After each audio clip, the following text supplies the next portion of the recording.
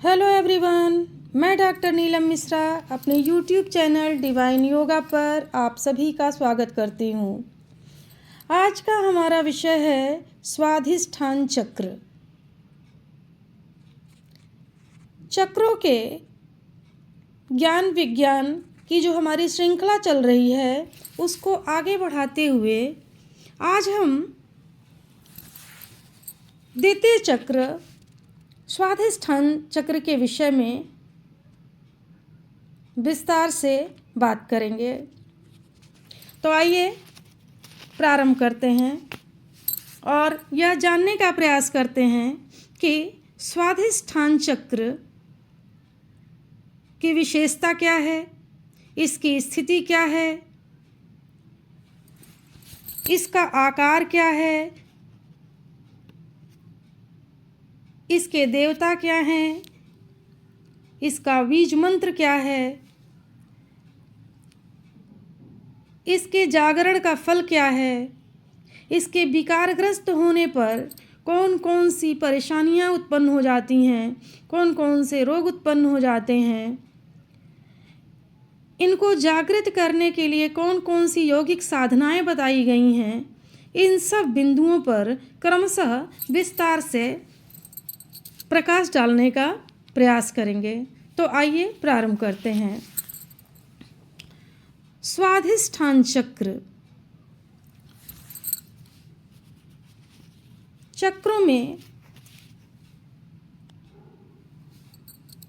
स्थान एवं गणना के दृष्टिकोण से यह दूसरा चक्र बताया गया है। इसे अंग्रेजी में हाइपोगैस्ट्रिक प्लेक्सस या सैक्रल चक्र के नाम से बताया गया है। इसे द्वितीय ऊर्जा केंद्र भी कहा जाता है। प्रथम ऊर्जा केंद्र मस्तिष्क को कहा जाता है और स्वाधिष्ठान चक्र को द्वितीय ऊर्जा का केंद्र कहा जाता है। यह चक्र चेतना के विकास के दूसरे स्तर का बोध कराता है। दूसरा स्तर इसलिए कहा गया है क्योंकि प्रथम स्तर मूलाधार को कहा जाता है, अर्थात जो मूलाधार चक्र है वह प्रथम स्तर है जो कि चेतना के विकास को दर्शाता है।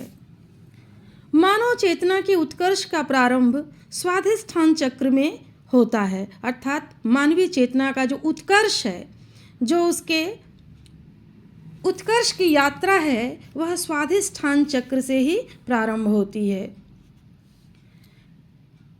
यह चक्र अवचेतन मन का स्थान बताया गया है क्योंकि अस्तित्व के प्रारंभ में गर्भ के सभी जीवन अनुभव और परछाइयां यहाँ पर संग्रहित रहती हैं। यह चक्र दोनों पैर, जनन ग्रंथि और प्रजनन में सहायक अंगों से संबंधित है। यह काम, ऊर्जा, भावना एवं उद्गार का केंद्र बताया गया है, अर्थात स्वाधिष्ठान चक्र जो है वह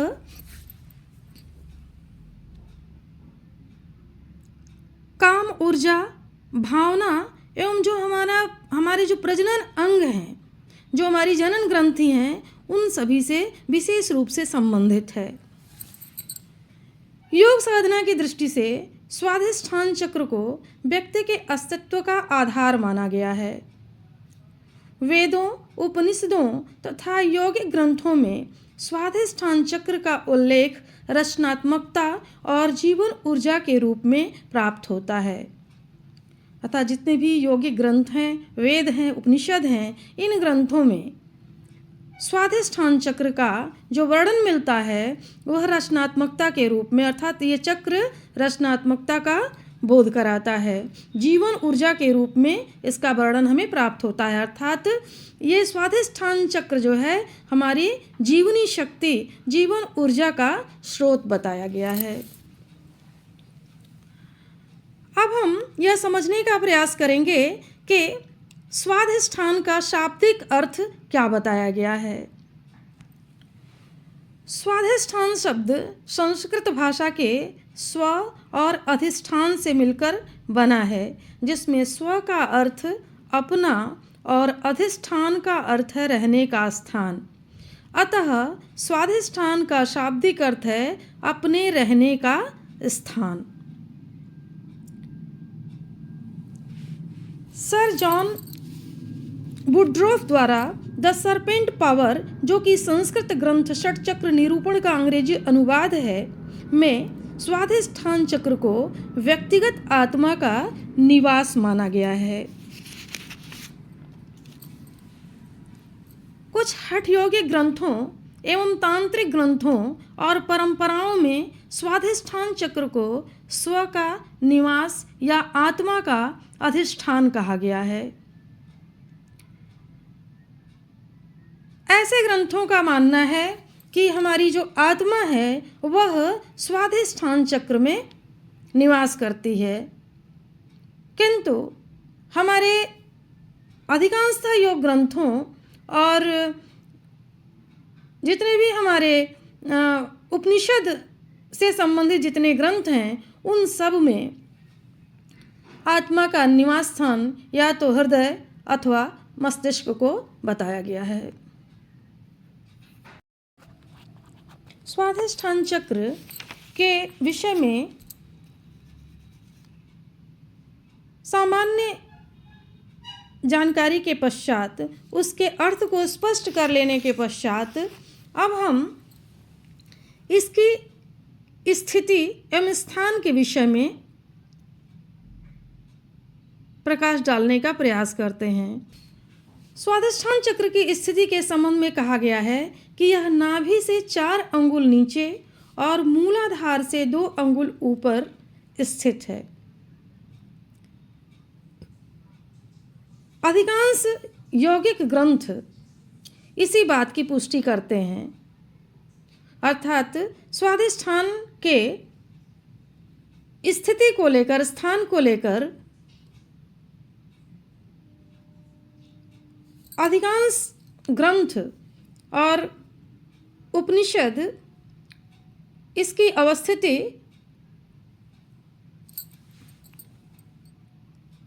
मूलाधार से 2 अंगुल ऊपर और नाभि से 4 अंगुल नीचे ही बताते हैं।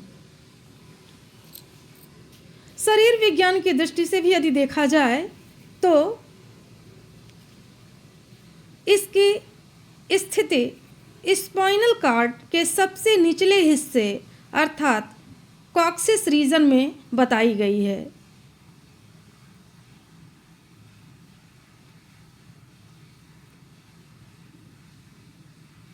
शरीर विज्ञान की दृष्टि से स्वाधिष्ठान चक्र प्रोस्टेट ग्रंथि के स्नायुओं से संबंधित है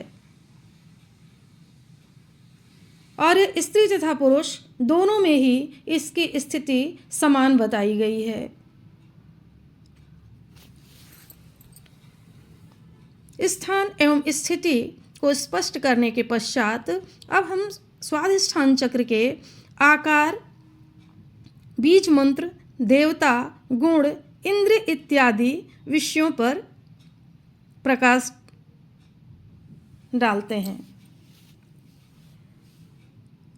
इस चक्र की आकृति के विषय में अर्थात स्वाधिष्ठान चक्र की आकृति के विषय में कहा गया है कि यह 6 दल वाले सिंदूरी प्रकाश से युक्त कमल के समान दृश्यमान होता है। इसका प्रतीकात्मक चित्र 6 पंखुड़ियों वाला कमल है, जिसमें प्रत्येक पंखुड़ी 6 गुणों, 6 नाड़ियों, 6 ध्वनियों का संकेतक एवं मिलन स्थान है। अर्थात ऐसा वर्णन प्राप्त होता है कि ये जो स्वाधिष्ठान चक्र है इसमें 6 दल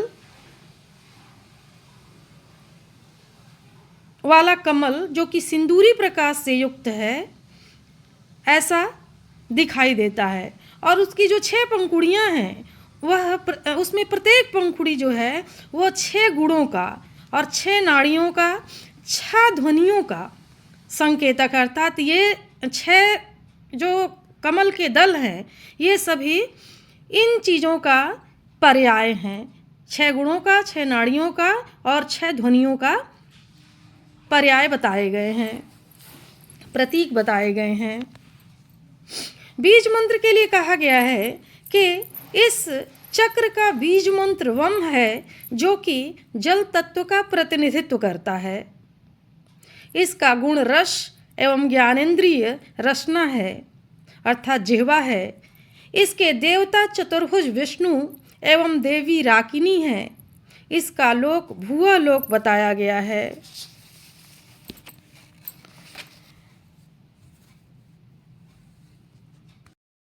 स्वाधिष्ठान चक्र के अर्थ, स्थिति, आकार, देवता, बीज मंत्र, गुण, इंद्रिय इत्यादि तथ्यों को स्पष्ट करने के पश्चात अब हम यह जानने का प्रयास करेंगे कि स्वाधिष्ठान चक्र के जागरण का फल क्या है। स्वाधिष्ठान चक्र के जागरण एवं शोधन से आत्मविश्वास में वृद्धि, सकारात्मक सोच का विकास, भावनात्मक विकास, चेतना का विकास एवं ब्रह्मांडीय शक्तियों के साथ तादात्म्य स्थापित हो जाता है। अर्थात जब हमारे स्वाधिष्ठान चक्र का शोधन होता है, इसका जागरण होता है, तब हमारे अंदर आत्मविश्वास की वृद्धि होने लगती है, हमारे अंदर सकारात्मक सोच विकसित होने लगती है, हमारे अंदर भावनाओं का विकास होता है और इन सब के पश्चात हमारी चेतना का विकास हो पाता है। चेतना के विकास के साथ ही हमारे अंदर ब्रह्मांडीय शक्तियों के साथ तादात्म्य स्थापित करने की क्षमता विकसित हो जाती है। इस चक्र के जागरण से विवेक, दृढ़ता, साहस, बल, धैर्य, विश्वास इत्यादि गुणों का विकास होता है। सभी प्रकार की शारीरिक समस्याएं समाप्त हो जाती हैं। छोटी आंत, बड़ी आंत एवं प्रजनन में सहायक अंग स्वस्थ रहते हैं, अर्थात विकारग्रस्त नहीं होते। क्रूरता, आलस्य, प्रमाद, अवज्ञा आदि दुर्गुणों का नाश हो जाता है। इंद्रियों पर नियंत्रण स्थापित हो जाता है, अर्थात स्वाधिष्ठान चक्र के शोधन के पश्चात हमारे अंदर जितने भी नकारात्मक गुण हैं उन सब का शमन हो जाता है और हमारे अंदर सकारात्मकता एवं सद्गुणों का विकास होता है।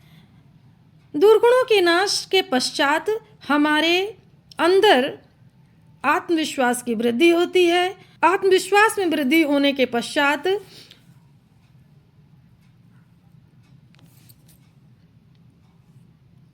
मानवीय चेतना, जो हमारी चेतना है, उसका विकास होता है और मानव उत्कर्ष को प्राप्त करता है। इंद्रियों पर नियंत्रण स्थापित हो जाता है। स्वाधिष्ठान चक्र के जागृत होने पर, शोधित होने पर साधक अपनी इंद्रियों पर नियंत्रण स्थापित कर लेता है। विशेषकर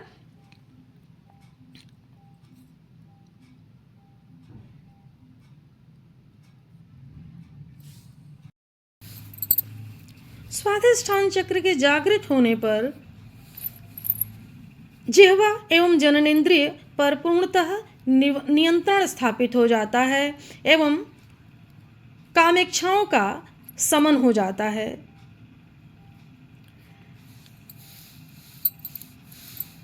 स्वाधिष्ठान चक्र का गुण जल तत्व है, इसलिए इसके जागरण से जल तत्व का पूर्ण ज्ञान एवं जल सिद्धि की प्राप्ति हो जाती है।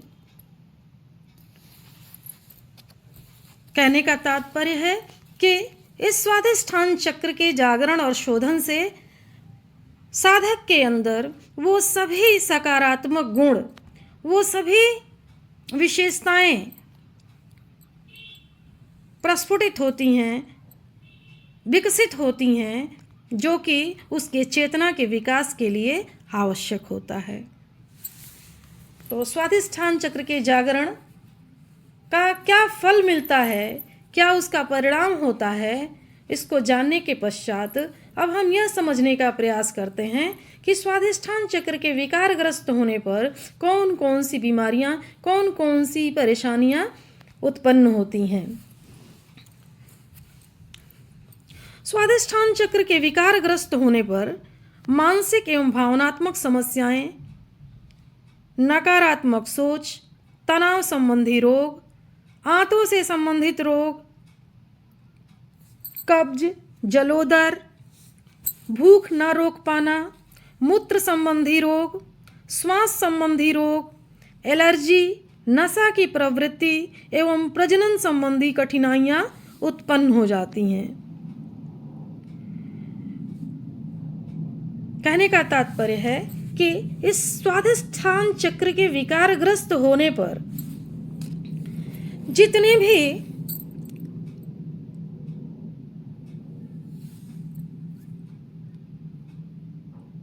इससे संबंधित अंग हैं, विशेषकर उन अंगों से संबंधित रोग उत्पन्न हो जाते हैं।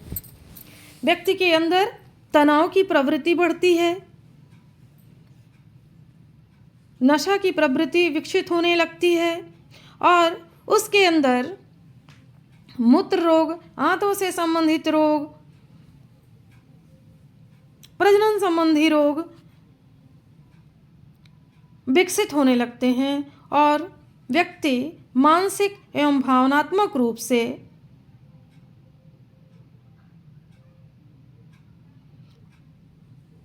कमज़ोर होता जाता है। उसके अंदर नकारात्मक सोच विकसित होने लगती है, वह नकारात्मकता से घिर जाता है और जीवन समस्याग्रस्त हो जाता है।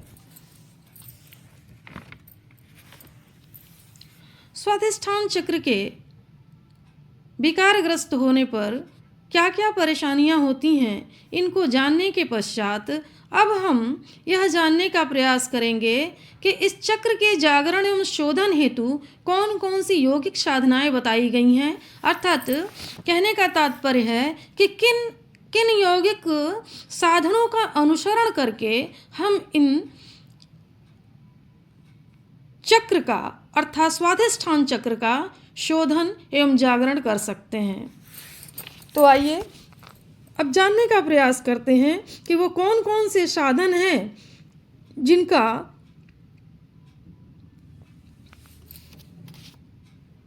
प्रयोग करके हम स्वाधिष्ठान चक्र को शोधित एवं जागृत कर सकते हैं। यौगिक साधनाओं में सबसे पहला साधन योगासन बताया गया है। योगासनों के माध्यम से स्वाधिष्ठान चक्र को शोधित एवं जागृत किया जाता है। इसमें कुछ विशेष आसन बताए गए हैं जिसका प्रयोग करके हम स्वाधिष्ठान चक्र को जागृत कर सकते हैं। उन विशेष आसनों में सबसे पहला आसन है सूर्य नमस्कार। अर्थात सूर्य नमस्कार जो कि 12 आसनों की एक श्रृंखला है, उसे हम एक निश्चित समय और संख्या में करते हुए इस चक्र का शोधन कर सकते हैं, ऐसा शास्त्रों में बताया गया है। दूसरा है एक पद राज कपोत आसन, तीसरा है आंजनेय आसन, चौथा है बद्ध कोणासन, पांचवा आसन सुप्त बद्ध कोणासन बताया गया है और छठा आसन कागासन बताया गया है। अर्थात इन आसनों का प्रयोग करके हम स्वाधिष्ठान चक्र का शोधन एवं जागरण कर सकते हैं। प्रत्येक योग साधक इन आसनों का प्रयोग करके अपने स्वाधिष्ठान चक्र को जागृत एवं शोधित कर सकता है। यौगिक साधनाओं में योगासन के पश्चात प्राणायाम की बात कही गई है। अर्थात भस्त्रिका, अनुलोम विलोम, नाड़ी शोधन एवं चंद्रभेदी प्राणायाम का अभ्यास करके स्वाधिष्ठान चक्र को जागृत एवं शोधित किया जा सकता है, ऐसा योग ग्रंथों में वर्णन प्राप्त होता है। आसन और प्राणायाम के पश्चात षटकर्मों के माध्यम से भी स्वाधिष्ठान चक्र के जागरण की बात कही गई है। षटकर्मों में भी मुख्य रूप से वस्ती और नौली, क्योंकि यह हमारे नाभि और पेट के निचले हिस्से से संबंधित है, जहाँ की स्वाधिष्ठान चक्र की स्थिति बताई गई है। इसलिए वस्ती और नौली मुख्य रूप से स्वाधिष्ठान चक्र के शोधन और जागरण में विशेष रूप से सहायक बताए गए हैं, ऐसा हठयोगिक ग्रंथों में वर्णन प्राप्त होता है। षटकर्मों में त्राटक को स्वाधिष्ठान चक्र के जागरण में विशेष स्थान दिया गया है, क्योंकि स्वाधिष्ठान चक्र को जागृत करने के लिए जल तंत्र के यंत्र पर त्राटक का अभ्यास बताया गया है। जल तंत्र पर या जल तंत्र के यंत्र पर त्राटक के साथ साथ रात्रि में अर्धचंद्र पर दृष्टि केंद्रित करने का वर्णन भी हमें यौगिक ग्रंथों में प्राप्त होता है। तो षटकर्मों में वस्ती, नौली और त्राटक, ये तीनों ही स्वाधिष्ठान चक्र के शोधन एवं जागरण में सहायक सिद्ध हो सकते हैं, ऐसा शास्त्रों में वर्णन प्राप्त होता है।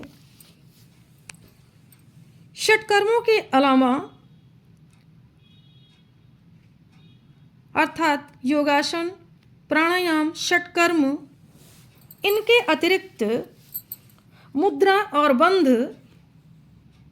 का अभ्यास करके भी स्वाधिष्ठान के जागरण का वर्णन प्राप्त होता है। मुद्राओं में वज्रोली मुद्रा, योनि मुद्रा एवं बंधों में मूल बंध का अभ्यास करके साधक स्वाधिष्ठान चक्र को शोधित एवं जागृत कर सकता है।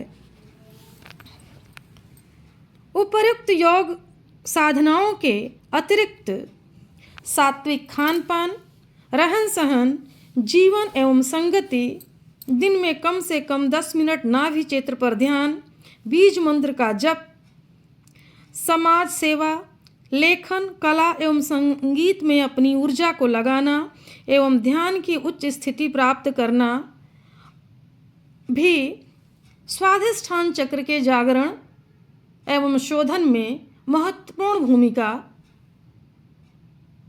निभाते हैं। अतः इन सभी का अपने जीवन में समावेश करके एक सामान्य जीवन जीते हुए व्यक्ति अपने स्वाधिष्ठान चक्र को शोधित एवं जागृत कर सकता है। तो आज का हमारा ये विषय स्वाधिष्ठान चक्र यहीं पूर्ण होता है। आज का हमारा विषय, आज की हमारी ये क्लास आपको कैसी लगी, अपनी प्रतिक्रिया कमेंट के माध्यम से बताने का प्रयास करिएगा।